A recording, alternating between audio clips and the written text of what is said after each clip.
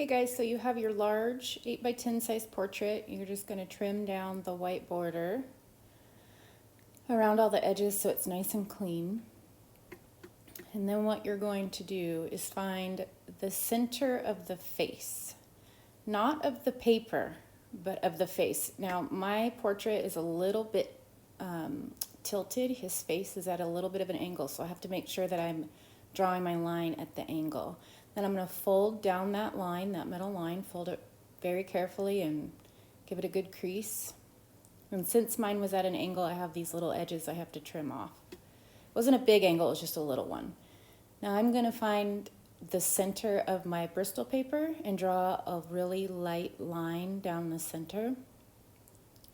And then I'm going to choose which side I'm not going to draw, which is the right side for me. So I'm going to put glue on the right side. A glue stick probably would work better, you guys, but I don't have one. I'm going to glue that down to the center line so that it lines up, and then you'll have a flap like that. So you're also going to just push down, make sure it's glued down really well. You don't want anything lifting off. Then you're going to glue the inside and glue your little flap down. And again, just making sure it's nice and firmly attached. Once I've done that, I'm going to start lining up the facial features. So here, I'm not doing measurements yet. I'm just figuring out where the bottom lip is, the bottom of the eye is, the top of the eye, where the teeth are, the mustache, all of those things that need to be lined up so that I know that I'm putting them in the right place. Once I've done that, I'll have a lot of these little lines that are drawn very lightly all over the page. You're going to erase them later. They're your guide. Now I start measuring. So I'm going to measure, for instance, the inside of the eye to the middle of the fold.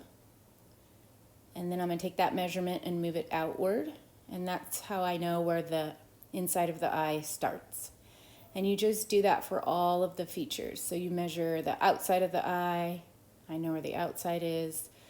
The nose, the iris of the eye, the corner of the mouth. And once you've done that, you can start shading.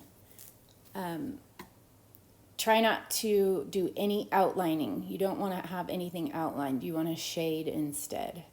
And you're going to use your different pencils for that. The 6Bs, 9Bs, all of those upper numbers pencils, those are going to be your darker ones. And then like 2B and 4B will be lighter. When you shade, you can smudge things out so it's a softer shade, and you're just trying to match the textures of the drawing. And you also want to make sure that you flip your drawing upside down frequently so that you can double check your work.